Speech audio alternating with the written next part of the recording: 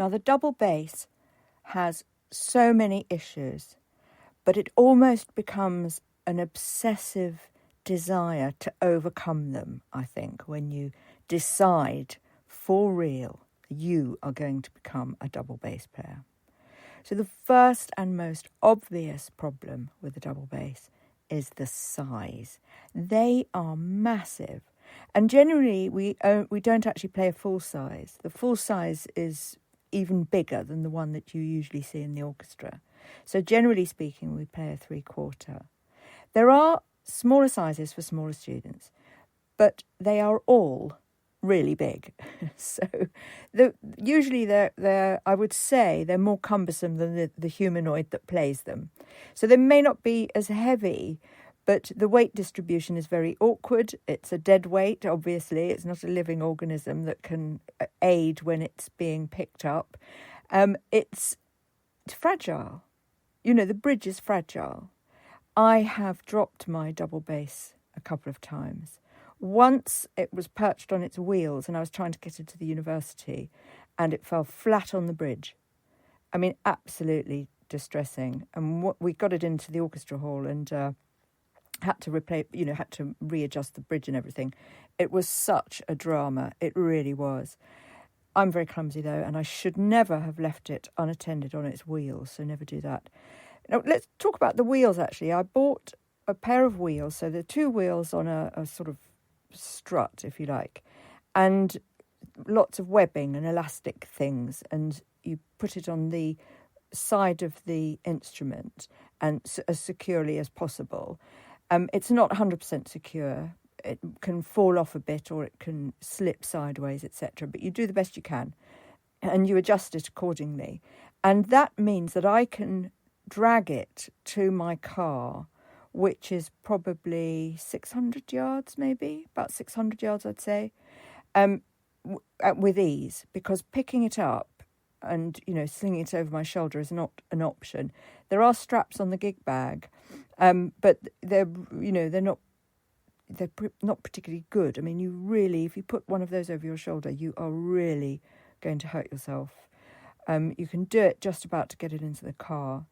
I'm not a particularly tall or strong woman, so but I'm not weak. I mean, don't get me wrong, I weight train. I always consider, after I've been to orchestra, I always think, well, I didn't need to go to gym yesterday because getting that instrument to the car, into the car, out the car, the last few times at orchestra, I've had to go up 3 flights of stairs.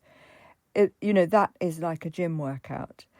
So the very first thing you have to consider when you look at the beast that is the double bass is, do I want to burden my life with that? If it's for your child isn't going to be picking it up and getting it in the car. Now, the thing about the car, actually, that I will say, I had a Mazda MX-5 and I still managed to get my son's double bass into it. I think it was a half size that he was using. And I did manage to get it in with him in it. And I didn't have back seats, but there was a space behind the seats. And it kind of went in there and it was sort of wedge, kind of near his head and come over. Not the most safety-conscious manoeuvre, I suspect. But we managed to strap him in and the double bass in once a week for his lesson. So it was doable. Now I have quite a small car, little hatchback. Back seats go down. It's not a big car at all. You slide it in. It's difficult to take a passenger, though. So the neck goes over the back of the passenger seat, and then I strap it in with the seatbelt. Once I got my mother in as well, coming back from a gig. But it wasn't the most comfortable journey, I have to say. So, you've got to think about that. You've got to think, well, have you got a car? Now, my orchestra, if I didn't have a car, it would be a taxi to the ferry, because I couldn't do the 20-minute walk with it to the ferry. Then I'd have to get on the ferry, and then I'd have to do a bus the other side or walk the other side. Not doable. Just not doable. You could do it once in an emergency, but you couldn't do that regularly. It'd kill you, It would destroy your passion for it. So you've got to bear that in mind. If you think, no, there are ways around this, there's one at school or there's one at university, that's what I'm going to do next year. I'm going to try and use the university one. Now I don't have to take mine. You've got one at home, one at school. Like a piano, consider it more like a piano. You know, you don't lug your piano around. Do you see what I mean? So think about that, because the last thing you want to do is get one and regret it. You can hire them, and they're very, very cheap. If you hire them from a music shop, they're really cheap, and you pay per term. And, I mean, you can keep them in the holidays as well, but they do it termly, so it fits in with school. And the last time I hired one, it was about £36 a term. So it's probably about £50 a term now. And they were usually Stentor, I think that's the name, Hungarian, I believe. So reasonably nicely made student cellos or double basses. So they were perfectly acceptable for student grade performances and lessons. You can test one out. So you could hire it for a term, see if it works out for you. So it's not the end of the world, but you don't want to go buying one for hundreds of pounds. I think mine was, I bought one for about £1,500, I think. And obviously that's a cheap one, and then just go up and up from there, really. Don't buy a Chinese import. Don't fall for their balsa wood. All right, not balsa wood, it's plywood. Don't fall for the lies that they tell you. They're unplayable, completely unplayable, and it's so disappointing. And for a child who can't get a note out, or for an adult who's playing and they think, why can't I play like Yo-Yo Ma? Well, you know, you're never going to play like Yo-Yo Ma because you haven't played yet. You're never going to play like Yo-Yo Ma with a substandard instrument that came from China and has no depth of note. You know, it just can't hold the notes. You don't get, they lack response, and you don't get anything out of them. Okay, so you've got to be really careful of all of that. I think with the double bass as well, you stand with it, unlike other stringed instruments where you're more sort of physically embracing them or engaged with them, you know, skin on skin almost. The double bass is slightly different because the double bass you hold next to you, and if you envelop it with your body, especially at the back, you know, if it's touching all your body, it really affects the sound. It dumbs down the sound because you're losing a lot of the reverb. So I balance just the ridge, the side ridge there on my hip. So I've got less body in contact with it. Obviously, my hand is in contact with it, my left hand. But, you know, think about that as well. So if I came from being a cellist, where I was very close to the instrument. It was near my torso. I could feel it vibrate. I could feel it on my chest, on my knees, you know, all my body really. And I kind of did the same when I got into double bass. And then I realised, no, this isn't how you don't play it like that. So there's less cuddling and caressing like you'd do on a viola or a violin. It's more you stand with it. And you won't dominate a double bass, I don't think. The double bass is a very domineering instrument, and you have to work as a team. There's obviously you can't let it dominate you. You'd never perform. You'd never be a good instrumentalist. But you don't dominate it in quite the same ways I think you do other instruments. I think you give it a more equal stance, if you like, and appreciation. And that, you might not want to do that. You might want something that's a bit more huggy and a bit more close to your body. Your child may want something that feels, and it sounds weird, but kind of more lovable in a way. It doesn't mean I don't love my double bass, but it's not a lovable coochie-coo instrument. And you think about that, because when you choose an instrument, there's an instrument that matches your personality. You know, what sort of person am I?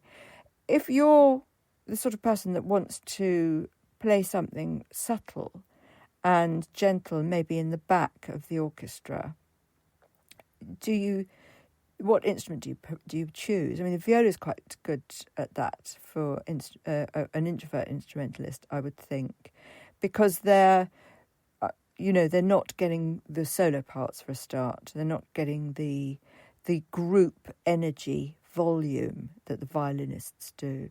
The violin is very immediate and wants to be heard and has lots and lots of solo riffs throughout most performances.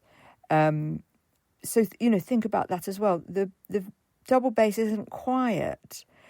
It's the beat of the orchestra. So although sometimes people think they can't hear it because it's, everything else is masking it, it's definitely there. It's, it's the core of the rhythm of the orchestra, usually in tandem with the drums and partly with the cellists as well. So, have you got that sort of personality? I feel like I'm an introvert extrovert, or is it an extrovert introvert? I think it's an extrovert introvert. So I quite like that, I can be at the back of everybody, not quite so out there, but I do know that I can be very loud, and I kind of like that I can hold back and still be quite loud, or I can be absolutely loud if I want to be, when you're doing the emotionally charged sections, how you can really put almost the energy of everything that, into this one vibrating string. It's really exciting. So that for people who have that desire, maybe to create something where the audience doesn't know quite where it's coming from, but it knows it's there, I think it suits that kind of personality. It suits my personality anyway, really, really well. The contradictions I spoke about earlier, that actually you can create this double bass. You can make it, even after all of that, you can make it play something utterly, utterly beautiful and breathtaking. And you can make it play something sweet, actually. It's harder and it takes more experience and more effort in terms of, years, the months on months on months of practicing, but it can be done. And I really like that as an experimental musician. Certainly I and a composer, I really like the idea that I maybe shift up the responsibility of an instrument in its orchestral performance to do something else with it and to do something a little bit unusual with it. So if you're a bit daring and you want to almost fight against the tradition, the double bass might be something really worth looking at, because you can really get something quite unusual out of it that other people maybe aren't really doing, because a lot of bass players they're doing jazz and blues, yes, perhaps in the band holding the rhythm, but not necessarily going out of the box, the expectations, shifting the expectations and stuff like that. So if you want to explore those possibilities, I think the double bass might be something worth thinking about. Lots of people do lots of solo cello parts, and the viola is very underestimated, and that's why I love the viola as well, because as a composer, that makes my job a little bit more exciting. I'm thinking, well, why can't a viola or a double bass do what a violin does, in part? And I'm not talking about the pitch exactly, am I? I'm talking about other things here.